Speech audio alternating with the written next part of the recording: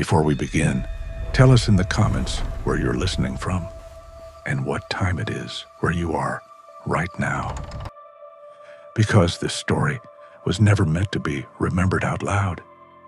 It traveled only through whispers, passed quietly from village to village, after dark.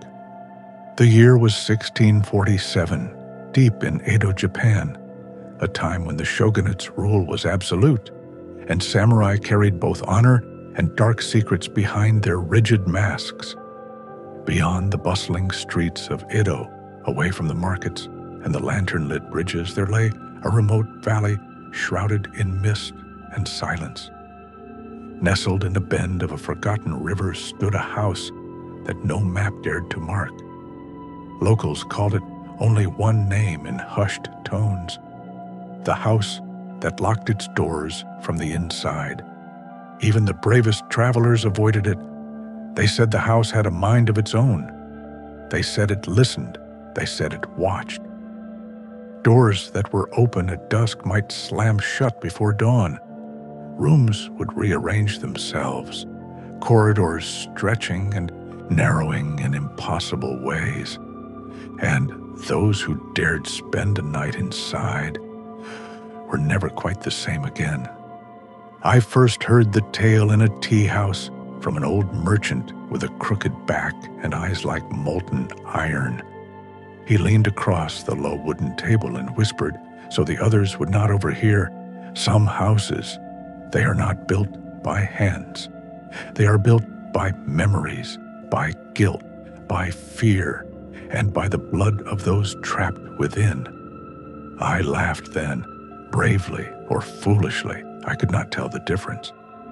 A wandering Ronin with nothing to lose, curiosity had always been my companion. I had traversed mountains, forests, and even war-torn provinces, but nothing ever fascinated me like the rumors of that house. The villagers had warned me. Of course they had. They pressed small talismans into my hand, muttered prayers under their breath, and averted their eyes when I mentioned the house. They would not say why, only that I should never enter, that the house chooses who may leave, that it remembers. I arrived just as the sun sank behind the distant mountains, casting the valley in shades of gray and silver. Fog slithered along the riverbanks like liquid smoke, curling around gnarled trees and half-collapsed fences. The air was damp, carrying the sharp scent of moss and rotting leaves. The house came into view. Even from afar, I could feel it, a presence. It was made of dark wood, nearly blackened by decades of rain. Its roof sagged in places, tiles missing, exposing rafters that groaned faintly with the wind. Windows stared like hollow eyes, reflecting the dim light of the river. And the front door. The front door seemed to pulse almost, like it was breathing slowly, deliberately. As I approached, my footsteps echoed unnaturally on the muddy path. Each step felt heavier than the last, as though the ground itself was resisting me. I paused at the threshold. The air shifted, cooler now, carrying a whisper of movement. Though I saw no one, a shiver ran down my spine. Then I noticed the faint markings carved into the wooden posts framing the door. Symbols I did not recognize. Lines intersecting in circles, triangles within triangles. Some looked ancient, others fresh, as if someone or something had been adding to them yesterday. I hesitated. Any sane man would have turned back. And yet, I stepped forward. Inside, darkness wrapped me immediately. Not the comforting darkness of night, but a suffocating, deliberate darkness, as if the house itself was swallowing the light. I struck a match. The flame trembled and illuminated a long hallway lined with sliding doors, all closed. The wood smelled of old smoke, dust, and something I could not name, something faintly metallic, like iron mixed with decay. The door behind me clicked, slowly, a soft, deliberate sound. I froze. My breath quickened. The front door had closed by itself. I tried to pull it open, but it resisted, as though anchored by unseen hands. The hallway seemed longer than it should have been. Sliding doors that I was certain were at a distance now loomed impossibly close. The walls whispered faintly, creaking under the weight of memories I could not yet comprehend. I realized then what the merchant had meant. This house, it listens, it adjusts, it watches. I moved carefully, testing each door. Most would not budge. Some slid open with a whisper of protest, revealing rooms empty yet dense with presence. I could feel traces of people who had once lived here, footsteps in the dust, whispers in the corners, shadows that seemed to linger a heartbeat too long. Then I saw it, in the farthest room, lit only by the trembling flame of my match, a small tatami mat. On it lay a bundle of faded papers, drawn symbols, letters in a script almost forgotten, delicate as spider silk. My curiosity overpowered fear. I reached out. A cold draft slammed the door behind me. The papers lifted as if caught in a sudden gust, scattering across the floor. I heard the faint sound of children laughing, distant yet intimate, and then a deep, resonant metallic clang, a bell. Only one bell. My heart hammered. I had not seen a bell, not in the room, not in the hallway. Yet the sound echoed clearly, measured, deliberate. I felt it in my chest, vibrating through my bones. The room seemed to shrink. Shadows gathered in corners, thickening into shapes almost human, almost not. The merchant's words returned to me. They are built by memories, by guilt, by the blood of those trapped within. I understood suddenly. The house was alive. Not alive in the sense of flesh and bone, but alive in a far older, more terrifying way. Every tragedy, every secret, every crime committed within these walls had fused into its being. The house remembered, and it was waiting. I fled, or thought I did.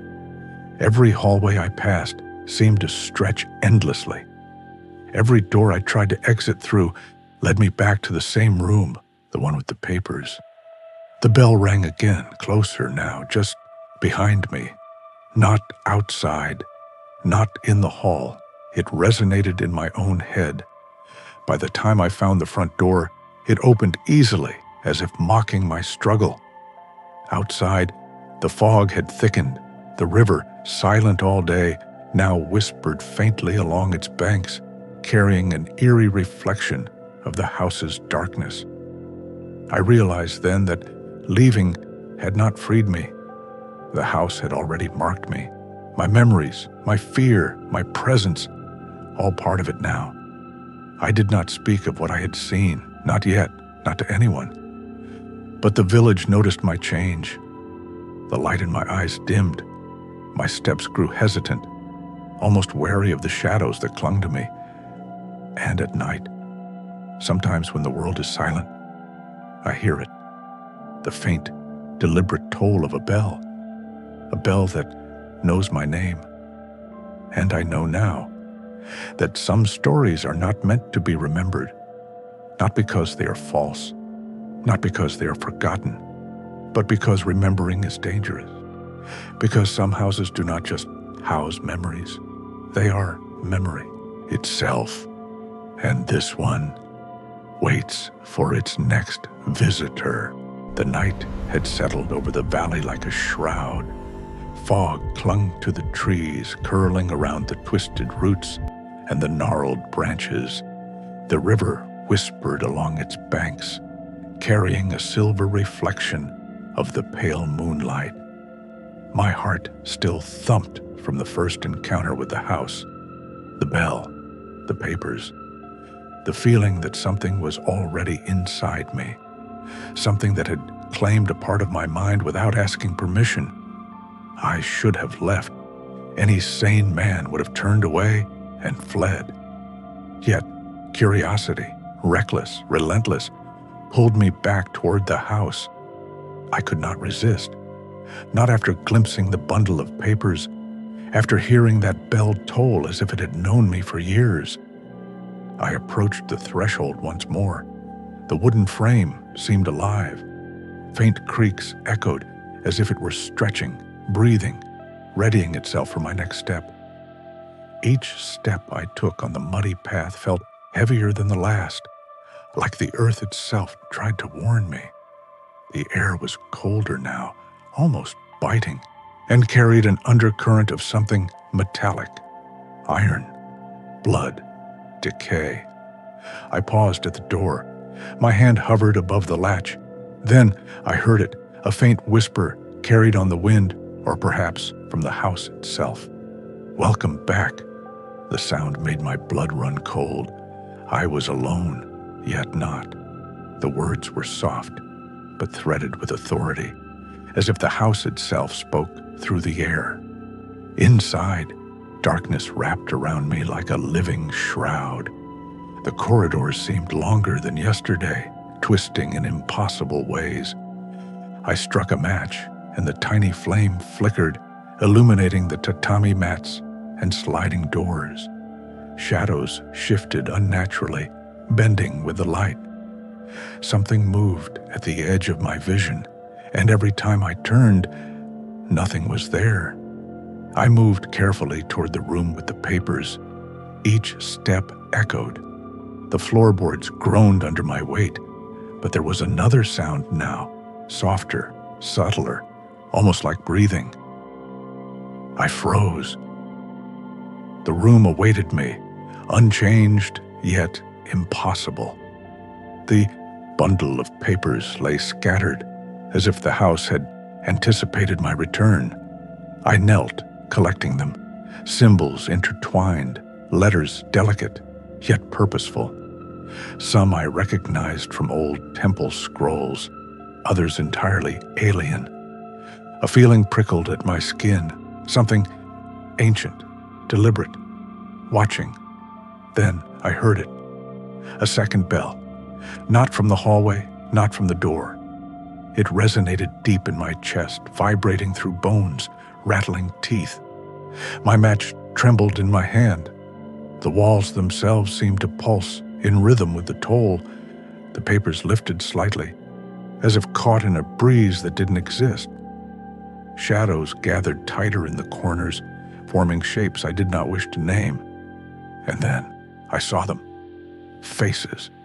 Pale, twisted faces pressed just behind the thin paper screens, not living, not fully dead, but trapped. They looked out at me with eyes wide and hollow, mouths open in silent screams, and I knew, without understanding how, that these were the memories the house had absorbed. The servants, the children, the victims of that samurai family. Their anguish had fused into the structure itself. The air thickened. I could barely breathe. Whispers crept into my ears, hundreds of voices overlapping, weaving stories of betrayal, pain, and terror. The house was not just listening. It was remembering. It was telling its tale, and I was its audience. I stumbled back, my hand brushing against a sliding door. It opened silently, revealing a corridor that had not been there before. The walls seemed to shift, elongate, and narrow. The floorboards creaked as if sighing under centuries of trapped energy. I walked cautiously, every nerve screaming. In the distance, a faint light flickered. A lantern? No, it swayed with a rhythm that matched my heartbeat. As I approached, I realized it was floating. No one held it. It moved slowly, deliberately, beckoning me forward. The whispers intensified. One voice, clearer than the rest, hissed in a language I barely understood. "Join us." I froze. The air turned cold, almost solid. My breath crystallized in the lantern light. My mind screamed to flee, yet my legs moved on their own, compelled by a force I could not resist. The corridor ended abruptly at a small chamber. Tatami mats were worn, the walls carved with deep symbols I could feel pressing against my skin, and in the center, the floor sank slightly, as if the room itself were breathing. My eyes caught movement in the corners, shadowy figures standing silently, observing.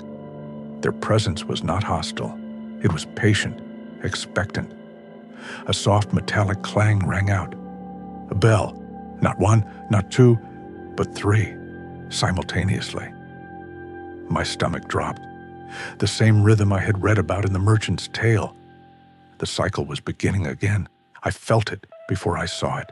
Pressure behind my skull, deep where memory lives. The house was claiming me. Every fear, every secret, every fragment of my mind was being drawn into its walls. My hand went to my temple as if to hold myself together, but I knew I could not resist. Suddenly, the figures in the shadows moved. Not aggressively, not angrily, but with intent. They merged, one into another, forming shapes that were half human, half shadow. Their eyes reflected mine, yet I saw memories that were not mine, crimes I had never committed, pains I had never felt, but which the house wanted me to understand. I fell to my knees. The papers scattered again, symbols glowing faintly as if alive. The air vibrated with whispers that twisted into coherent words, threads of the past unraveling around me. We were trapped. We were hidden. We were buried. And now, you will see. A chill ran through me. My body trembled, but my mind raced. The house was showing me its essence, its core, the tragedy of that samurai family. The servants killed, the children imprisoned, the secrets buried, and worse, the knowledge that every visitor before me had become part of the house. Every curiosity, every fear, every attempt to leave had strengthened it. I realized then the horrifying truth. This house was not haunted by ghosts in the ordinary sense. It was haunted by consciousness itself. Memories, guilt, fear, they fused into the structure, giving it awareness. And I was being claimed, my presence adding to its power. I tried to flee. Every corridor twisted. Every door led me back to the central chamber. The lantern floated closer, the shadows merging into one immense, almost tangible presence. The bell tolled again, low and deliberate, vibrating through the walls, the floor, the air. And then, a voice, clear and intimate, whispered directly into my mind. "You belong," I screamed. The shadows recoiled slightly, and the lantern flickered violently. The room shifted again. I fell, crawling, desperate to escape, but the house's awareness pressed down on me, guiding me toward the center. My hands gripped the papers, the symbols burning faintly into my skin. Hours, or perhaps minutes, passed. I could not tell. Time had no meaning here, only the constant hum of memory, the faint tolling of bells, and the ever-growing weight of presence. Finally, I collapsed against the wall, trembling, exhausted. The figures receded slightly, forming into indistinct shapes that whispered endlessly. The lantern floated above me, dim now, casting eerie shadows on the carved walls. I realized in that moment that the house had not finished with me. It would not. Every night, every whisper, every shadow, it would draw from my fear, my curiosity, my memories, and if I ever left, I would carry a part of it with me. I looked around the chamber one last time. The papers glowed faintly, the symbols pulsed. And in the silence between the tolls of the bell, I understood the truth. The house did not just trap the body, it trapped the mind, the soul, and the will. And I had already become a part of its story, I knew I could not leave, not yet, not until I understood the full depth of its secrets. And so, trembling, I rose. The fog outside swirled like a living thing, the river whispered, and the house waited, patient as ever, for me to step further into its depths. The fog outside had thickened into a near impenetrable wall of gray, curling around the house like living smoke. Every branch of the surrounding forest seemed to lean toward the building, casting skeletal shadows that shifted unnaturally in the dim moonlight. I could still feel the house's presence, patient, watching, breathing. I had spent the night awake, unable to sleep, listening to the faint creaks and whispers that had haunted the previous evening. I could not leave. I would not leave. There was something I needed to understand, some thread connecting the shadows, the bells, and the glowing symbols in the papers. And so, trembling, I stepped back into the hallway. The air was colder than before, almost sharp, like ice against skin. The house had changed. The corridors twisted in ways I had never noticed, narrowing and elongating, creating new doorways and passages that led to chambers I had no memory of.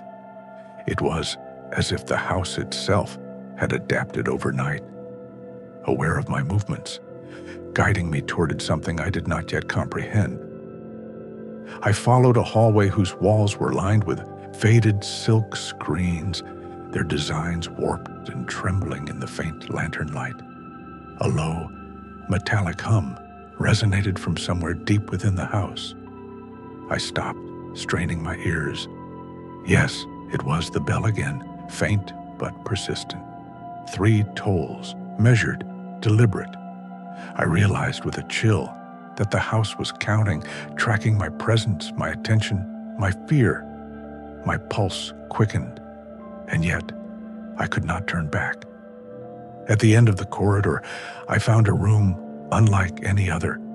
The floor was carved with intricate symbols, concentric circles and lines that radiated outward like a map of consciousness itself. Shadows pooled in the corners, moving slowly like liquid. At the center, a stone pedestal rose from the floor. Upon it rested a small, dust-covered box bound with iron clasps. The air around it seemed heavier, charged with energy. I approached cautiously. My hands shook as I lifted the lid. Inside lay old scrolls, brittle and yellowed, their ink dark and vivid as though time had avoided them. They were journals, records, accounts of the family who had built the house centuries ago, their servants, their dark deeds, their secrets preserved in painstaking detail. I began to read.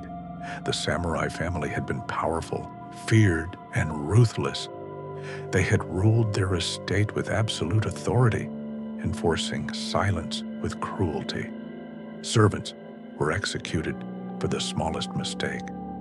Children were confined and forbidden to speak. Crimes, terrible, unspeakable crimes, were documented only for themselves, hidden away from the outside world. But what struck me most was not the cruelty.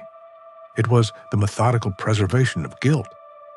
Every act, every lie, every injustice was carved into the stones of the estate and etched into the consciousness of those who entered.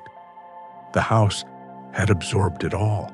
Every fear, every regret, every whisper of pain had fused with its walls, floors, and ceilings, and I had entered it. I was now part of the collection. A sudden movement snapped me from the journals.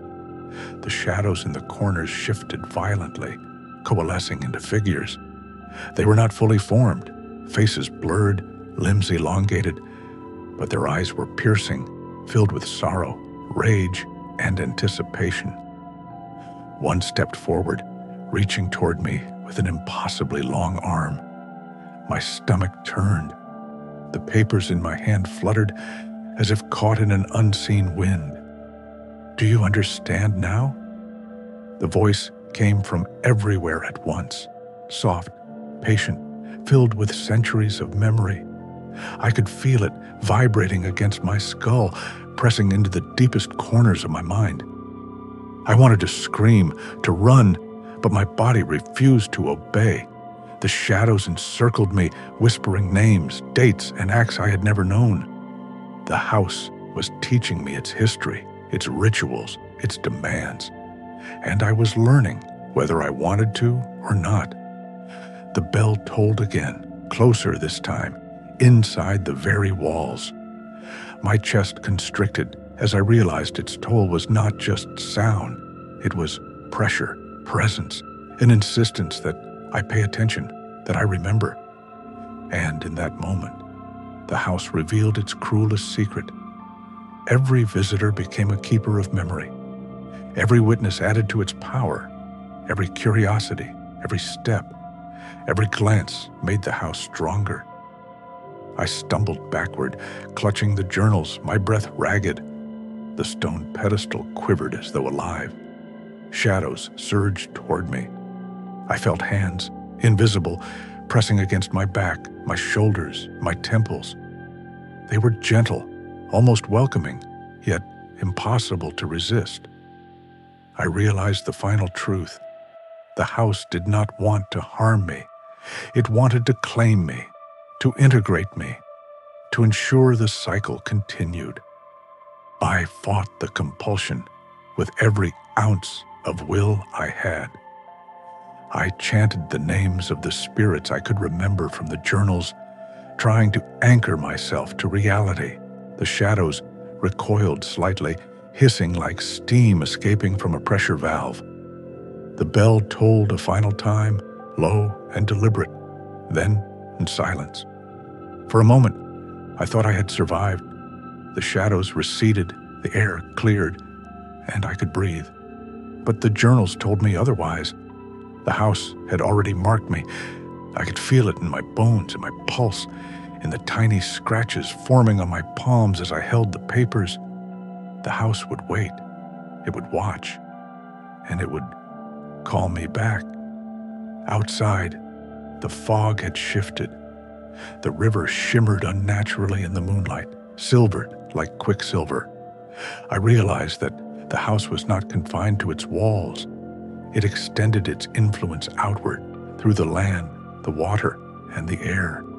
It was patient, eternal, and I was now part of its story. I sank to my knees in the cold, damp hallway, trying to steady my mind. The journals lay scattered before me, the ink still vivid, the pages whispering secrets. I knew I could not leave. Not yet. Not until I understood the full depth of its power, the reason it existed, and the terrible history of the samurai family whose guilt had fused with stone and spirit. Above me, the house creaked. A faint metallic sound echoed somewhere in its depths, a bell far away, waiting for the next visitor, the next witness. I realized then that the horror was not just in the house. It was in the act of seeing, remembering, and surviving it. And I had done both. Barely. I clutched the journals, feeling the weight of centuries pressing down on me. The house had shown me its memory. It had tested me, and it had claimed me. I had survived tonight. But I knew, deep down, that survival was only temporary. The house was patient, eternal, and it would always wait for those who dared to witness its truths. The night had grown heavier, darker than any before. Even the trees outside seemed to recoil from the house, their branches clawing at the walls like desperate hands. Every step I took on the warped wooden floors echoed unnaturally, bouncing back at me from corners that seemed impossibly far away. I could feel the house watching, its consciousness following me, anticipating my movements. The journals lay open before me, their pages fluttering as if a silent wind moved through the room. I had read them obsessively, memorizing the records of the samurai family's cruelty, their servants' despair, and the children who had vanished within these walls. Every word pressed against my mind like a hammer, a rhythm syncing with the faint toll of a bell I could not locate. I dared to speak aloud, trying to assert my reality. I know you're here. I see what you are. I will not be part of this. The response was immediate. A whisper, soft and insidious, emanated from the walls themselves. We hear everything. We see everything. We are patient. I froze. The voice was not a human voice. It was layered, fractured, echoing from every corner simultaneously. And it carried no anger, only expectation. The house did not want to destroy me. It wanted me to understand, to remember, to be incorporated.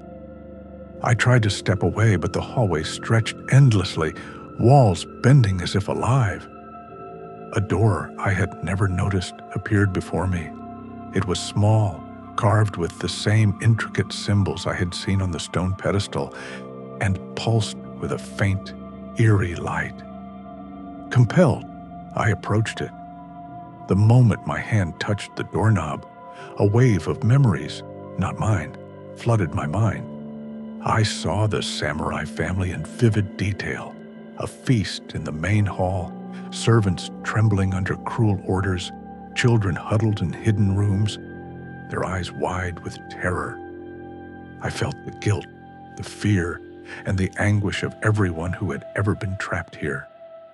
The house had shown me their lives, their suffering, and their death, and somehow it expected me to carry it forward.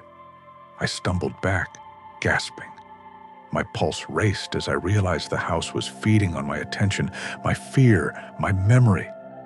The journals had been a warning, a primer, but now it wanted more. It wanted me. A movement in the corner of my eye drew me back to the room.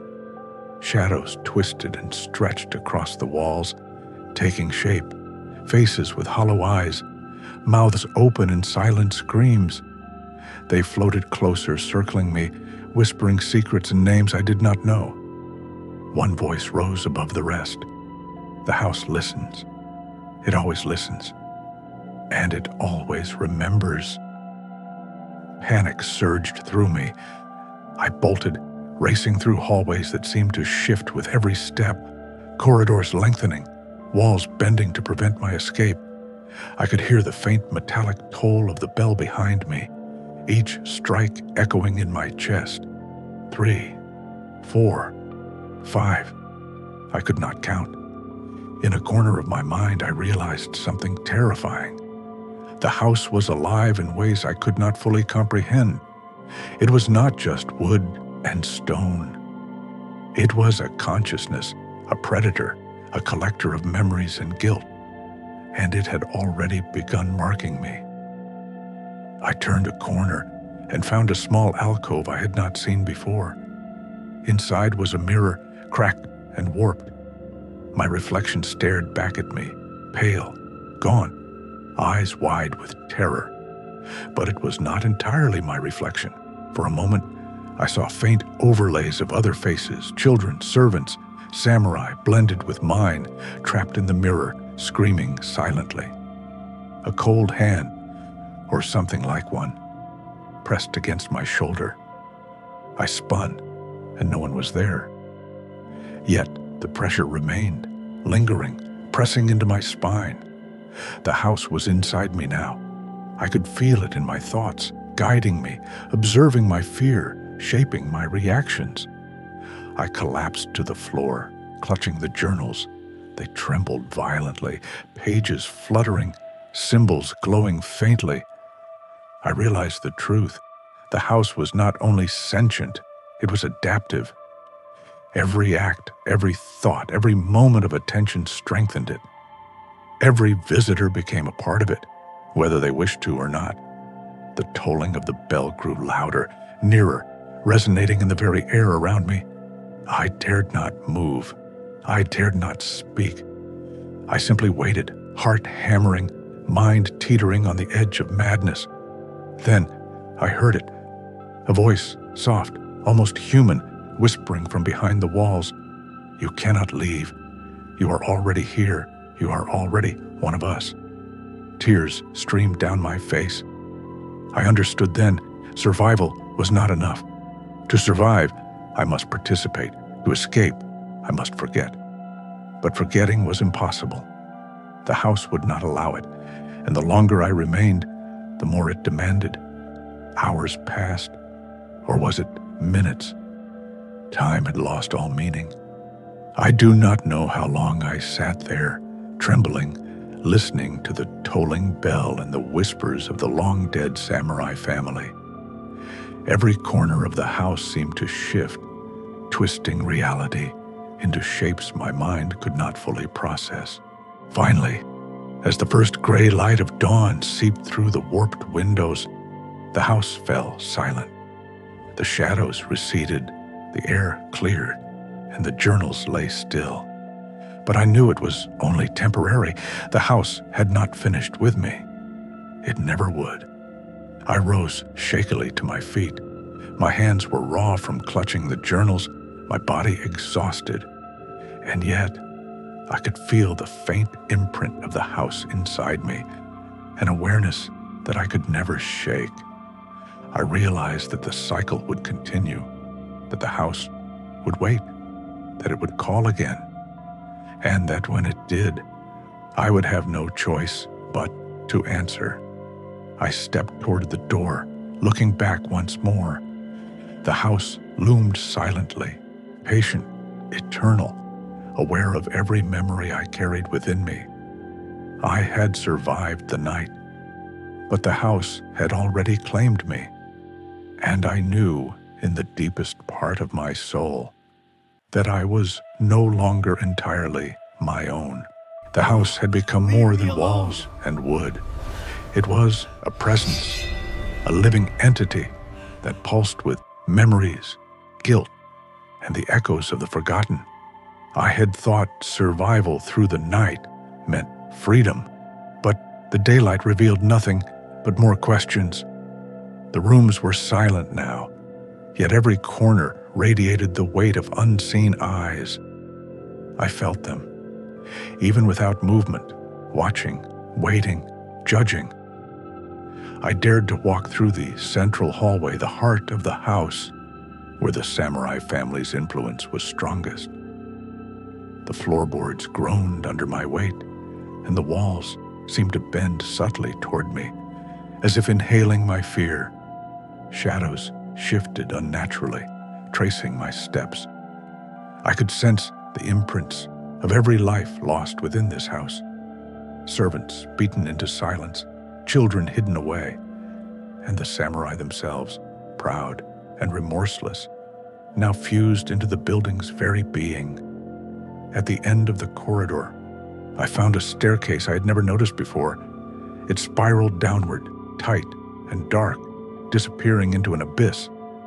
From its depths came a faint metallic sound, the echo of a bell, distorted and warped. My heart pounded. Every instinct screamed for me to turn back, yet something compelled me forward. I had to know. The staircase opened into a vast subterranean chamber. The walls were lined with alcoves, each containing personal artifacts, robes, masks, fragments of letters, and toys long rotted. Dust and decay clung to everything, yet a faint glow illuminated certain objects, as if the house itself highlighted what it wanted me to see.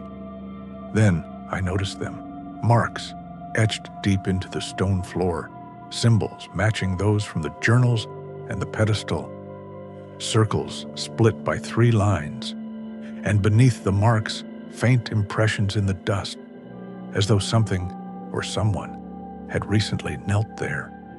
A whisper brushed my ear. "You were expected." I spun, but the chamber was empty. The air thickened, pressing against my chest, making it hard to breathe. Each step I took seemed to echo with countless others I had not made. Memories, echoes, lives trapped. The house was teaching me. It wanted me to understand that it had existed before me, and it would persist long after I was gone. In the center of the room, a pedestal rose from the stone floor. On it rested a lacquered chest, black and polished, almost humming with energy. I approached cautiously. The lid bore carvings of the samurai family, their expressions frozen in cruelty and pride, faces twisting subtly when I tried to look directly at them. I reached out. The moment my fingers brushed the wood, visions erupted behind my eyes. I saw the samurai executing their plan, sealing away servants, locking children, erasing evidence. I felt the terror of the victims, their despair and confusion. And then, the twist. The memories did not belong solely to the victims. They were intertwined with the samurai, their consciousness fused into the house itself. It was a cycle of guilt and dominance, an eternal loop of suffering and memory. I staggered back, gasping. The house hummed with anticipation, as if satisfied I had glimpsed its truth. The bell tolled once, my vision blurred, then twice, and the third strike, a deafening resonance that seemed to pierce through the walls, through my skull, embedding itself into my mind. I fell to my knees, clutching the journals, and realized the final truth. The house did not simply trap lives. It consumed attention. Every observer, every witness, every reader became part of it. The more you tried to escape, the stronger it grew. It was not haunted. It was a living record, a keeper of memory, and it had claimed me the moment I stepped inside. The chest slowly creaked open on its own. Inside was a collection of personal relics, each radiating pain and memory. A child's wooden toy, a servant's embroidered cloth, the samurai patriarch's ceremonial dagger, polished but stained with the weight of history. I reached for the dagger. The moment I touched it, the chamber shook violently, and the voices rose into a chorus, some weeping, some shouting, some whispering commands. Do not resist. Remember. Become part of us. The room twisted around me. I felt my consciousness stretching, fragmenting, merging with the memories embedded in the walls, floors, and ceiling. I tried to fight, tried to hold on to myself, but the house did not negotiate. It only demanded acknowledgement, presence, and attention. Hours, or maybe seconds, passed. I cannot tell. When the shaking subsided, I was standing alone. The chamber was silent, the chest closed. Yet I knew the truth. I was changed. A part of me, a small fragment, was now fused with the house. The house had chosen me as witness, as recorder, as caretaker. The exit appeared. I fled upward, up the staircase, through hallways that had warped once more. Doors closed behind me with a resonant thud, as if sealing in the remaining echoes. I emerged into the main hall, sunlight filtering weakly through the windows. But I felt no relief. The house had not finished. I could feel its gaze following me, listening, adapting, waiting for the next moment. I faltered. Every shadow, every whisper, every creak of wood reminded me that it was eternal. And now I was irrevocably linked. I stepped outside, breath ragged, heart hammering. The world seemed ordinary, mundane, but I knew it was an illusion. Behind the walls of that house lay a system older than empires, older than memory. It did not merely haunt. It preserved, consumed, and demanded. And somewhere, deep within, I could still hear it, faint but clear. You are ours, and we are always listening. I understood then. Survival was not the goal. Understanding was the trap. And the house would wait, patiently, eternally. The sunlight outside was cold and unwelcoming, but it brought no comfort.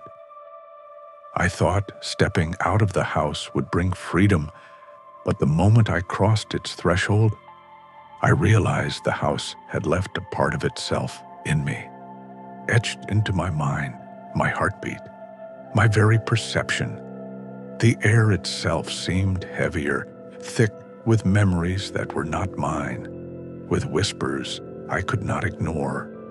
Every shadow on the path ahead felt wrong. The trees bent subtly, their branches curling like fingers pointing me back. The wind carried faint metallic sounds, like distant bells, though no bell existed anywhere near me.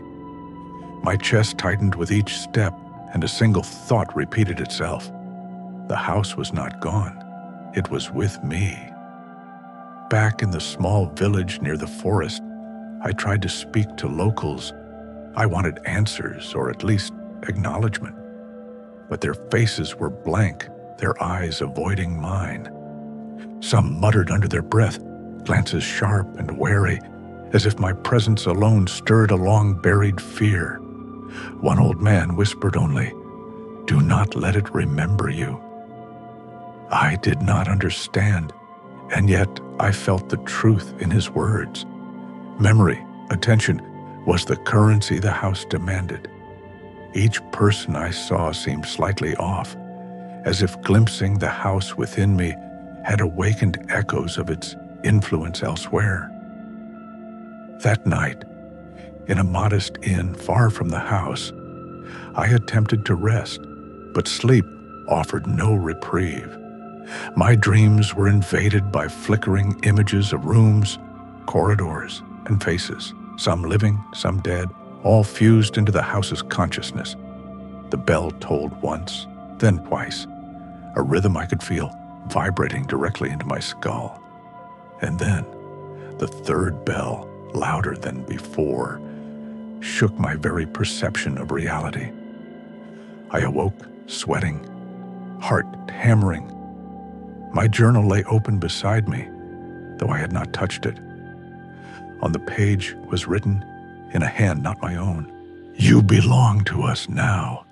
Panic surged. I tried to rationalize it. Trauma, exhaustion, imagination. But logic faltered when I glanced at my reflection. My eyes were not entirely my own. Within their depths, I could see layers of other people's memories, fleeting glimpses of terror, despair, and confinement. The house had left its mark, an indelible, inescapable echo.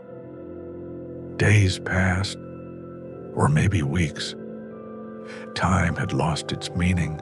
The house's influence reached beyond its walls, touching every river bend, every shadow near my home, every whisper of the wind. Even letters I wrote to friends were altered when I reread them. Small but unmistakable changes, as if the house itself was shaping my life. Determined to break the connection, I returned to the site, but the forest was transformed. Paths that had been clear were now overgrown, twisted in unnatural angles. Stones bearing the three-line circle symbol appeared in places I had never seen, like markers guiding or warning me. The house was no longer just a building. It was a presence spreading outward, adapting, preparing for my next step. I followed a faint shimmer along the riverbank, the same unnatural glow I had glimpsed in the house's subterranean chamber. There, partially submerged, I found the remains of an old wooden box, similar to the one that had contained the bell. I picked it up, and the water itself seemed to react. Ripples formed patterns, symbols, messages, a language of memory and attention that I was only beginning to understand. The bell from inside the house vibrated softly in my pocket. I had not carried it with me, yet it was there. The river whispered, a low hum that rose into a cacophony of voices. Some cried, some commanded, some laughed in tones that felt older than life itself. I stumbled back, nearly losing my balance in the shallow water. The shadows along the riverbank deepened unnaturally, stretching toward me. A voice, soft yet unmistakable, called my full name. You were chosen. You cannot leave. I ran, ignoring the pain in my legs, ignoring the unnatural chill that clung to me. The forest seemed alive, every leaf, every branch, every bird complicit in herding me back toward the house. By the time I reached the small village, night had fallen. Lanterns flickered weakly, but I could sense them, the villagers watching, not with eyes, but with intent. Their attention was a conduit, a bridge for the house's influence, and I realized they were part of the system, unwilling participants, bound like me. I could not sleep. Even in the confines of my room, every shadow seemed to move with awareness, every creak a deliberate warning. The house was no longer confined to its walls. It existed in memory, perception, and attention. My thoughts were no longer private. My fears were no longer mine. By midnight, the bell rang again. Not from outside, not from any physical object, but inside my very consciousness. I pressed my hands to my ears, hoping to stop it, but it persisted. And then a whisper, clear and chilling, directly into my mind. Do not forget, or it will come for you. I understood then. Fleeing was useless. Resistance was futile. Knowledge itself had become a prison. Every memory I held of the house, every detail I had seen, had strengthened its hold. It was not merely a building. It was an entity, alive, patient, eternal, and it had claimed me as part of its cycle. Desperate, I resolved to record everything, to leave a trail for someone who might come after me. Perhaps a future witness could understand, could resist, could survive. Or perhaps the act of remembering would only feed the house further. But the choice was not mine. The house had already decided. I was part of its history now, a living ledger of attention and memory, bound by the same dark ritual that had enslaved the samurai family's victims centuries ago. And in the darkest hours of the night, as I wrote feverishly, I felt it once more, unmistakable. The house, alive in every corner of my mind, whispering promises and threats alike. We are eternal, we are patient, and you belong to us. I realized then, with a chill deeper than any fear I had ever known, the true horror was not what the house could do to the body, but what it could do to the mind. The morning fog hung thick along the river, clinging to my skin like a damp shroud. Every step I took toward the old path back to the house felt heavier, as though the ground itself resisted me. I did not want to return. My instinct screamed to run, to hide, to erase every memory of that cursed place. But something deeper compelled me, an undeniable pull, a tether I could neither sever nor ignore. I reached the edge of the forest. The air was unnaturally still, the river's surface smooth and reflective, yet shimmering faintly, as if hiding something beneath its depth. I noticed the first subtle sign, a stone marker half buried in the mud, etched with the same three-line circle symbol I had seen in the house. My hand shook as I touched it. The cold radiated into my bones. It wasn't just a mark. It was an invitation or a warning. As I stepped forward, the forest itself seemed to breathe. Leaves rustled without wind. Shadows shifted unnaturally, stretching and twisting into shapes that resembled faces. Faces of the forgotten, the trapped, the ones who had disappeared over centuries. I heard whispers, faint but distinct. My name, repeated over and over, each syllable echoing as if spoken by countless unseen mouths. The closer I got to the house, the more my own memories seemed to betray me. Faces I did not recognize flickered in my peripheral vision. Rooms I had never entered appeared vividly in my mind.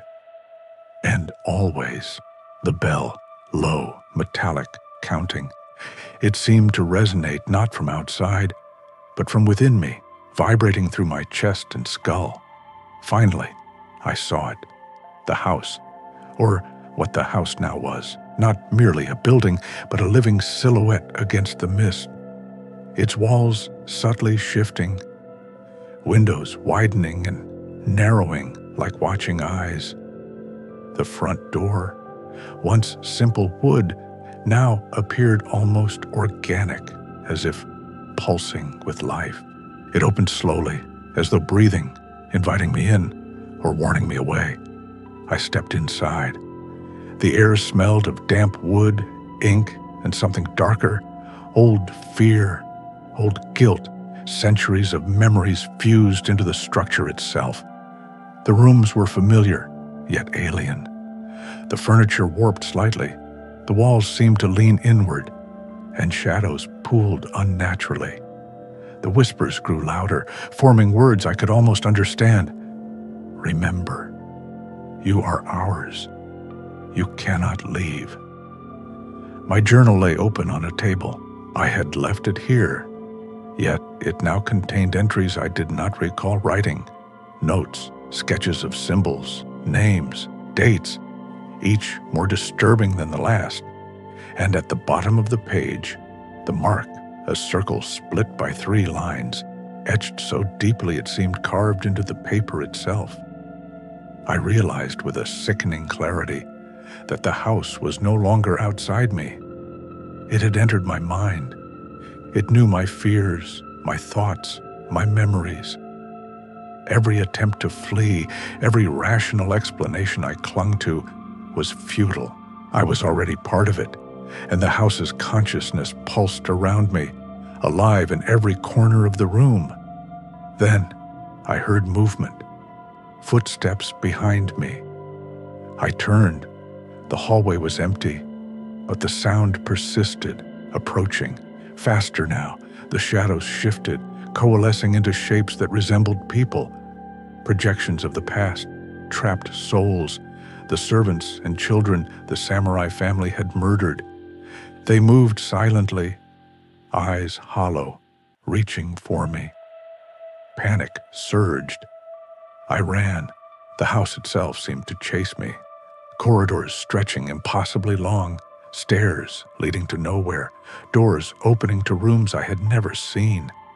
I could feel its breath, a cold, living presence, pressing against my skin, whispering promises I did not want to hear. You belong here. Join us. Stay with us. I stumbled into a room, the same one where the bell had first tolled centuries ago. A small, rusted bell hung from the ceiling. I knew, instinctively, that ringing it would change everything. I hesitated. Fear froze me. But then I understood. The bell was a key, a symbol of the ritual, a bridge between memory, attention, and the house's living consciousness. My hand trembled as I reached for it. The moment I touched the metal, a wave of voices crashed into my mind. Screams, laughter, whispers of guilt and shame, memories of the house's victims, all blending into a single, unbearable flood. My vision blurred. My body froze, and then I felt it, the house consuming me, drawing my awareness into its walls, fusing me with its past, its present, its endless cycle. And just as I thought I would be lost forever, a single thought pierced through the chaos. I could fight, maybe not physically, but mentally. If the house fed on attention, perhaps I could deny it, withhold myself, survive. My eyes snapped open, focus sharpening against the storm of voices. I recorded everything I could remember, words, sounds, symbols, patterns, everything, a ledger for whoever might come after me. The house seemed to react. The walls pulsed. The bell vibrated. Shadows coiled tighter. Then released. Silence fell suddenly. An unnatural pause, as if the house itself waited, curious about my defiance.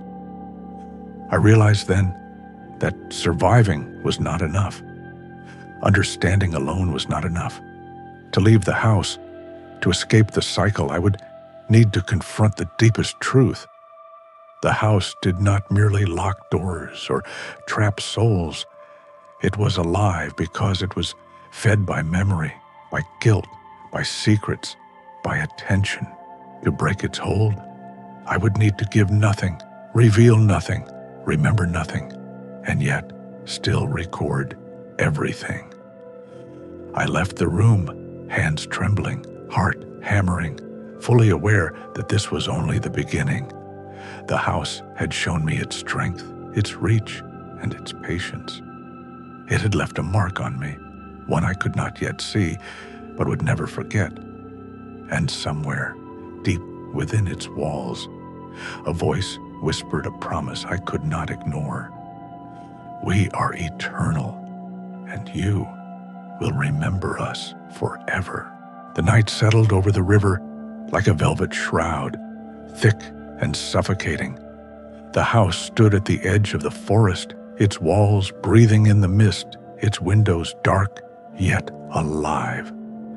I knew now that there was no returning to normal life, no stepping back into reality untouched. Every thought, every memory I had brought here had been recorded, absorbed. I was part of the house, even if my body remained outside its walls. The air carried a metallic tang, like blood or iron, and beneath it, the faintest vibration of a bell, not distant, not imagined. It rang inside my chest, counting, methodical, the first, the second, and I knew, even before it sounded, the third bell would come for me. I approached the house, the river whispering at my feet. The fog thickened, obscuring the path. Shapes moved in the periphery, shadows of the forgotten, echoes of those trapped centuries ago. They did not walk, they flowed, slipping through the mist like liquid darkness. Their hollow eyes sought mine. They were patient. They had always been patient. I reached the front door. It moved slightly, as if breathing. I hesitated. The lessons of the past, Mallory, Greaves, Arav, flashed in my mind. None had left intact. None had resisted completely. And yet, I had one advantage. I remembered. I recorded. I understood the ledger, the rhythm, the attention it demanded. I could not destroy it, but I could survive it. Inside, the house greeted me as if it knew I was coming. The hallway stretched impossibly long, the floorboards whispering under my feet. Rooms twisted and shifted, familiar, yet alien. Every door I passed revealed another fragment of memory. Screams echoing, shadows moving, faces staring from mirrors that were not mirrors. The house was alive, and it was waiting. At the heart of it, I found the bell, rusted, ancient, suspended from the ceiling by a rope frayed like spider silk.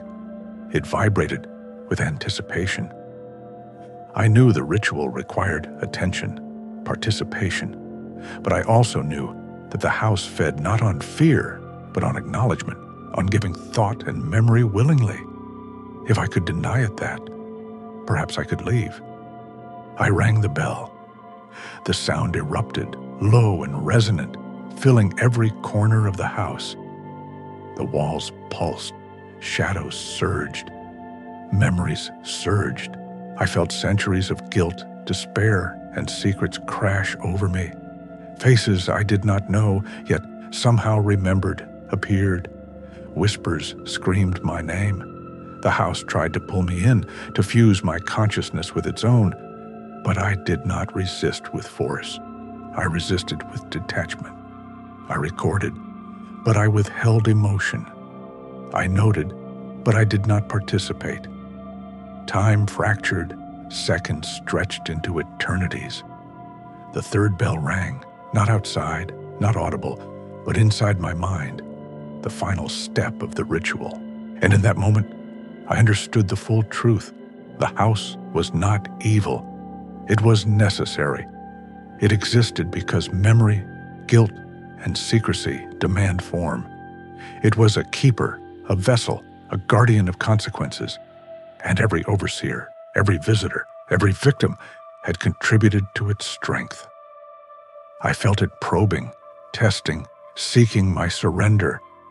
My own memories tried to betray me, fragments of childhood, regrets, secrets, but I remained calm. I wrote everything, observed everything, but gave nothing willingly. The house recoiled, a living entity sensing my defiance. Its pulse slowed, its walls contracted, and for the first time it paused. A door opened, not forced, not broken, but extended, a path outside, leading back to the river. And there, in the mist, I saw the river shimmer unnaturally. It bent unnaturally. It called to me. I stepped outside. The house remained, massive and breathing, but it no longer sought to consume me fully. I felt its gaze, still aware, still alive. But I had survived. The cycle would continue, for the house does not forget. It does not release. But I had learned to move within its system without being trapped entirely. Yet, as I turned to leave, the faintest pressure brushed my shoulder, not a hand, not physical, a sensation where awareness should not be, and a whisper, soft, chilling, "You will return. All must return. The house needs you." I shivered, realizing the inevitable truth. Survival was temporary. Observation delayed the cycle, but could not end it. One day, I, or someone like me, would return, and the house would demand attention again. Its hunger was endless, its patience infinite. I walked away, the fog swallowing me, the river bending, the shadows watching, and somewhere behind me, the bell tolled, faintly, perfectly timed, echoing through the forest, counting down until curiosity, attention, and memory would invite another soul into the fold.